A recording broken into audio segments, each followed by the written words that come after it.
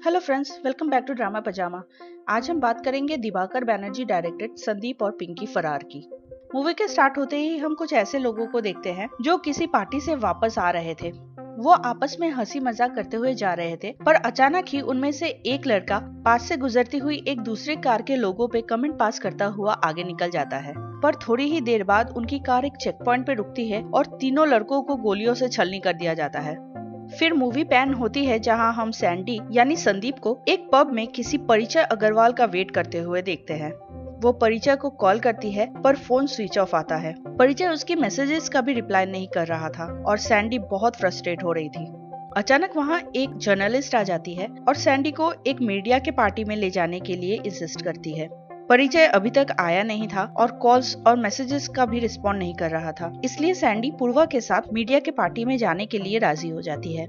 जब वो पार्टी के लिए निकल रहे होते हैं तो हम सत्येंद्र दैया यानी पिंकी को देखते हैं, जो जबरदस्ती पब के अंदर घुसने की कोशिश कर रहा था पर सिक्योरिटी उसे अंदर नहीं जाने दे रही थी। जैसे ही सैंडी बाहर आती है, पिंकी उसे रोक के कहता है कि परिचय ने उसे पिकअप करने के लिए कैब भेजी है क्योंकि वो खुद किसी मीटिंग में फंस गया था। सैंडी पूर्वा को डिच करके पिंकी के साथ जाती है। पूरे रास्ते पिंकी किसी के साथ फोन पे बात करता हुआ चल रहा था।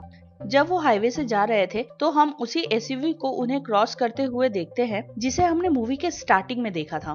थोड़ी दूर निकलने के बाद पिंकी जिससे बात कर रहा था वो उससे उसकी गाड़ी का नंबर मांगता है, तो पिंकी उसे अपनी आगे वाली एसयूवी का नंबर दे देता है जिसमें वो तीनों लड़के सवार थे। एक सुनसान सड़क पे पुलिस ने बैरिकेड लगाया हुआ था जहाँ लड़कों की एसयूवी रुकती है। सैंडी के पूछने पे पिंकी कहता है कि लड़कों को सबक सिखाना जरूरी है। वो पुलिस वहाँ सैंडी को पिकअप करने आए थे, तो जब वो कार में लड़कों को देखेंगे तो उन्हें 3-4 थप्पड़ लगा के छोड़ दिया जाएगा। और ये कह के पिंकी अपनी कार साइड में लगा लेता है। पर वहाँ जो होता है वो पिंकी ने कभी एक्सपेक्ट भी नहीं किया था। पुलिस वाले उन लड़कों को गोलियों से भून देते हैं, जो देख के सैंडी और पिंकी दोनों की हालत खराब हो जाती है। पिंकी तुरंत वहाँ से कार निकाल लेता है। पिंकी कार को एक सुनसान एरिया में ले जाता है और सैंडी से पूछता है कि लोग उसे क्यों मारना चाहते थे, क्योंकि अगर उसने गाड़ी का गलत नंबर नहीं दिया होता तो सैंडी के साथ पुलिस वाले पिंकी को भी मार देते, जैसे उन्होंने उन तीनों लड़कों को मार दिया। सैंडी उसे बताती है कि वो क्लब में अपने बॉस कम फ्रेंड परिचय से मिलने गई थी। पिंकी वायलेंट हो रहा था तो सैंडी कहती है कि वो प्रेग्नेंट है। पिंकी खुद ही जजमेंट पास कर देता है कि सैंडी ने जरूर परिचय के साथ रिश्ता बनाया था और अब प्रेग्नेंट होने के बाद वो उसको ब्लैकमेल कर रही थी, इसलिए परिचय ने सैंडी को मरवाने के लिए सुपारी दे दी थी। दूसरी तरफ हादसे की साइट पे पुलिस ऑफिसर त्यागी किसी सोर्सेबल आदमी को फोन पे कहता है कि पिंकी उनके साथ गेम खेल गया। उसने गाड़ी का गलत नंबर बताया और लड़की को लेके भाग गया। पर त्यागी सामने वाले को कंफर्मेशन देता है कि अगले दिन लंच टाइम तक उनका काम हो जाएगा। पिंकी और सैंडी छुपने के लिए पूर्वा के एडिटर इन चीफ ने होस्ट की हुई मीडिया पार्टी में पहुंचते हैं। पिंकी अपने सुपीरियर त्यागी को फोन करता है। जब हमें पता चलता है कि पिंकी हरियाणा पुलिस का एक ऑफिसर था पर 1 साल से सस्पेंडेड था। उसे इस काम के बाद फिर से ड्यूटी ज्वाइन करवाने का प्रॉमिस किया गया था। उसका सीनियर त्यागी कहता है कि अगर उसने सैंडी को मार दिया तो वो फिर से काम ज्वाइन कर सकता है। पर सैंडी ने अपने सोशल मीडिया साइट पे लॉगिन करने की कोशिश की, जिससे पुलिस को पता चल गया कि वो कहाँ थी और वो उसे मारने के लिए निकल पड़ते हैं। पिंकी और सैंडी दोनों वहाँ से भागते हैं। सैंडी उसे सेफ रखने के लिए पिंकी को ढेर सारे पैसे ऑफर करती है, पर उसका बैंक अकाउंट फ्रीज कर दिया गया था। पिंकी ने देश छोड़ के भागने का मन बना लिया था। वो सैंडी को एबॉर्शन करने का सजेशन देके चला जाता है, पर सैंडी उसके पीछे आती है।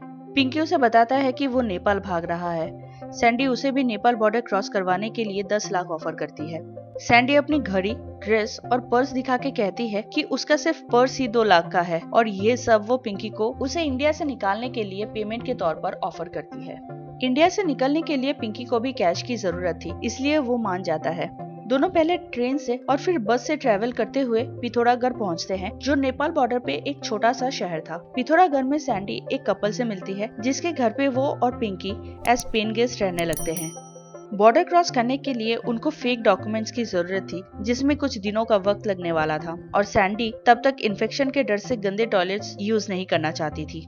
अंकल आंटी के सामने सैंडी और पिंकी खुद को हस्बैंड और वाइफ बताते हैं।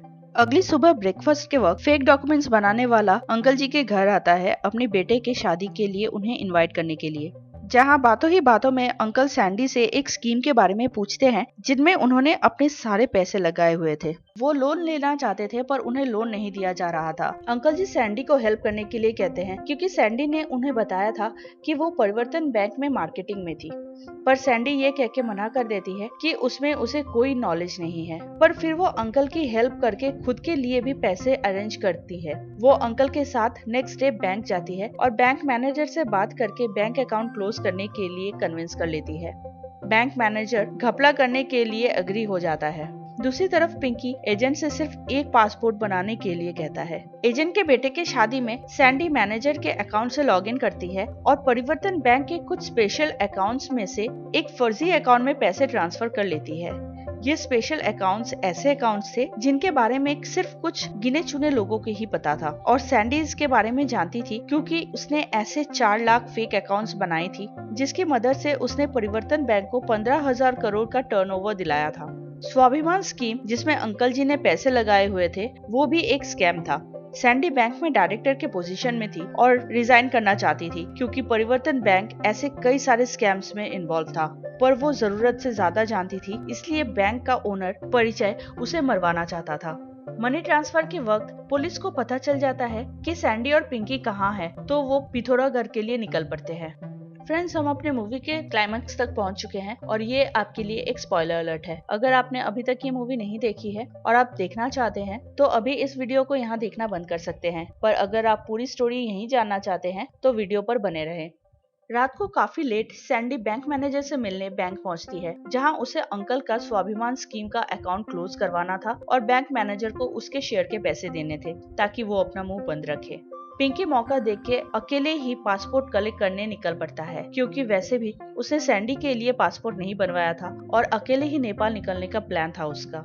पर जहां वो एजेंट से मिलने वाला था वहां पुलिस उसका वेट कर रही थी। इस बात से अनजान ही पिंकी को गिल्टी फील होता है कि उससे सैंडी को अकेले ही छोड़ दिया और वो उससे मिलने बैंक वापस पहुंचता है, पर उसे बैंक बंद मिलता है।